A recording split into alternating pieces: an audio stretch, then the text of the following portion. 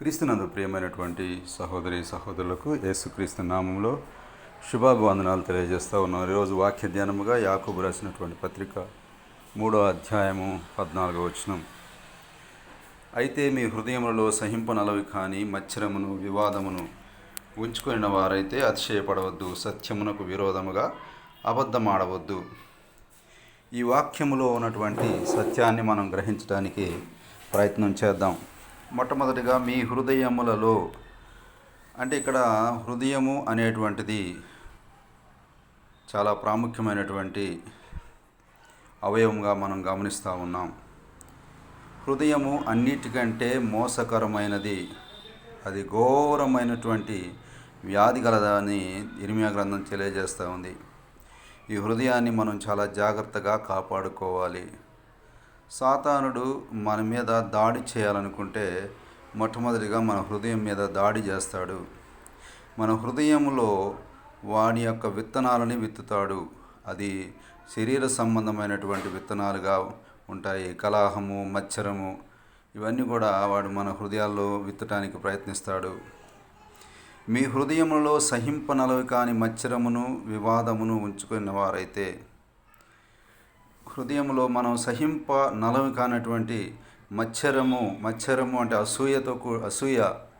ఈ అసూయ మనిషిలో ఎప్పుడైతే వస్తుందో, నేనే గొప్పవాణి కావాలి, మిగతా వాళ్ళందరూ కూడా గొప్పవాళ్ళు కావద్దు అనేటువంటిది ఒక రకమైనటువంటిది.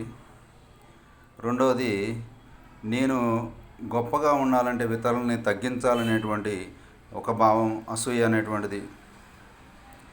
బైబిల్ గ్రంథంలో అసూయ చేత బుద్ధిహీనులు సత్యదరనేటువంటి మాట కూడా ఉంది. మత్సరము వివాదం ఎక్కడున్నో అక్కడ అల్లరియు ప్రతి నీచకారమును అని యాకోబు రాసినటువంటి పత్రిక 3వ అధ్యాయం 16వ వచనంలో మనం గమనించవచ్చు. కాబట్టి ఈ మత్సరము ఎప్పుడైతే మనలో వస్తుందో వివాదము కూడా వస్తూ ఉంది, గొడవలు కూడా అవుతూ ఉంటుంటాయి. ఓర్వలేని తనము అనేటువంటిది మనం చూడవచ్చు అనమాట.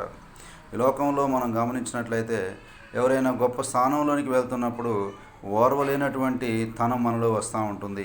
వాళ్ళని చూసి మనం డిగ్రేడ్ చేసి మాట్లాడటం, వాళ్ళని డిగ్రేడ్ చేయటము అనేటువంటిది మన జీవితంలో మనం చేస్తున్నామంటే దాని అర్థం మన హృదయంలో మత్సరం ఉంది అని అర్థం. మత్సరమును వివాదమును ఉంచుకున్న వారైతే అతిశయపడకూడదు. మనం అతిశయపడాల్సినటువంటిది ఏంటిదని మనం ఆలోచన చేస్తే, కొందరు రథమును బట్టి గుర్రమును బట్టి అతిశయపడుదురు, మనమైతే మన దేవుడైన యెహోవా నామమును బట్టి అతిశయపడదుమని కీర్తన గ్రంథం 20వ అధ్యాయంలో మనం గమనించవచ్చు. అందుకోసమే ఇర్మియా గ్రంథము 9వ అధ్యాయం 23వ వచనంలో మనం గమనించినట్లయితే, జ్ఞాని తన జ్ఞానమును బట్టి, శూరుడు తన శౌర్యమును బట్టి అతిశయింపకూడదు, ధనవంతుడు తన ధనమును బట్టి అతిశయింపకూడదని దేవుడు చెలవిస్తూ ఉన్నాడు. కాబట్టి ధనాన్ని బట్టి కానీ, జ్ఞానాన్ని బట్టి కానీ, శౌర్యాన్ని బట్టి కానీ మనం అతిశయించడానికి వీలు లేదు. ఎందుకంటే మన యొక్క జీవితం అనేటువంటిది నీటి బుడగ లాంటిది అనే విషయాన్ని మనం ఎన్నడూ కూడా మర్చిపోకూడదు. కాబట్టి మత్సరమును వివాదమును ఉంచుకున్న వారైతే అతిశయపడవద్దు. ఇతరుల గురించి మనం చెడుగా మాట్లాడుతూ ఉన్నాం, ఇతరుల గురించి మనం వాళ్ళని డిగ్రేడ్ చేస్తూ ఉన్నాం అంటే మన హృదయంలో మత్సరము, అసూయ అనేటువంటిది ఉన్నది అనే విషయాన్ని మర్చిపోకూడదు. ఒకవేళ వారు మన గురించి చెడ్డగా మాట్లాడినప్పుడు కూడా మనం వారి కొరకు ప్రార్థన చేస్తే దేవుడు దాన్ని పరిగణలోకి తీసుకుంటాడనే విషయాన్ని మర్చిపోకూడదు. సత్యమునకు విరోధముగా అబద్ధమాడవద్దు. సత్యాన్ని నువ్వు ఫాలో అవుతున్నప్పుడు, సత్యాన్ని నువ్వు అనుసరిస్తూ ఉన్నప్పుడు ఆ సత్యం అనే బాటలోనే నువ్వు నడవడానికి ప్రయత్నం చేయాలి తప్ప సత్యానికి విరోధంగా నువ్వు మాట్లాడడం అంటే పాపము ఖండించేటువంటి బైబిల్ని పాపం చేయడం అనేటువంటిది ఏమి కాదు అని సమర్థిస్తూ ఉన్నావంటే నువ్వు సత్యానికి విరోధంగా అబద్ధం ఆడుతున్నావు. కాబట్టి దేవుడు, పరిశుద్ధాత్మ దేవుడు సజీవుడైనటువంటి దేవుడుగా ఉన్నాడు. యెహోవాయే జీవగల దేవుడు అనే విషయాన్ని మనం ఎప్పుడు కూడా మర్చిపోకూడదు. ఇర్మియా 10:10లో మనం గమనిస్తే. కాబట్టి మన తలంపులు కానీ, మన ఆలోచనలు కానీ అన్నీ కూడా ప్రభు చిత్తానుసారంగా ఉన్నాయా లేవా అని మనం ఎప్పుడు కూడా పరిశీలించుకునే వారంగా ఉండాలి. కీర్తన గ్రంథం 139వ అధ్యాయంలో మనకు తెలియజేసినట్లుగా, నాలో ఏమైనా పాపం ఉన్నదేమో ప్రభా, నాలో ఏమైనా దోషం ఉందేమో చూడు అని చెప్పేసి దావీదు గారు తెలియజేస్తున్నట్లుగా మనం చూస్తూ ఉన్నాం.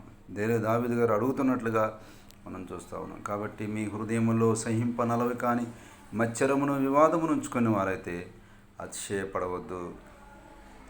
కాబట్టి మన హృదయంలో ఉన్నటువంటి ఆ యొక్క దేవునికి వ్యతిరేకమైనటువంటి ఏదైనా కానీ దాన్ని మన హృదయంలో ఉంచుకోకూడదు.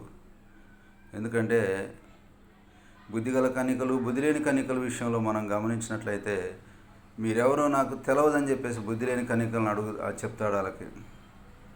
దేవుడు మనల్ని అలా చెప్తే అది ఎంతో ప్రమాదకరమైనటువంటి విషయం. కాబట్టి ప్రియమైనటువంటి సహోదరి సహోదరులారా, ప్రతిదినం కూడా ప్రభువుకు దగ్గరగా ఉండడానికి మనం ప్రయత్నం చేయాలి. పరిశుద్ధంగా జీవించడానికి మనం ప్రయత్నం చేయాలి. వాక్యానుసారంగా జీవించడానికి మనం ప్రయత్నం చేయాలి. పరిశుద్ధమైనటువంటి దేవుణ్ణి గణపరచడానికి మనం ప్రయత్నం చేసినప్పుడు సత్యమునకు విరోధంగా మనం అబద్ధం ఆడటానికి మనం ఇష్టపడమనే విషయాన్ని మర్చిపోకూడదు. దేవుడు ప్రతి వ్యక్తికి ఒక సమయం ఉంటుంది. ఆ సమయంలోనే దేవుడు హెచ్చిస్తాడు. వేరే వ్యక్తుల్ని హెచ్చించాడని చెప్పేసి, దేవుడు నన్ను హెచ్చించలేదని చెప్పేసి వారి మీద అసూయపడడం, వారి గురించి చెడ్డగా ప్రచారం చేస్తే దేవుడు నేను ఇంకా ఇంకా ఇంకా ఇంకా డిగ్రేడ్ చేస్తాడు. మనుష్యుడు ఏమిత్తునో అదే పంటను కోస్తాడు అనేటువంటిది మీరు ఏ కొలతతో కొలుస్తారో అదే కొలత మరలా కొలవబడుతుంది. కాబట్టి దేవునికి మనం భయపడి జీవించే వరంగా ఉండాలి. ఎందుకంటే మన దేవుడు పరిశుద్ధుడైనటువంటి దేవుడు. మన దేవుడు జీవం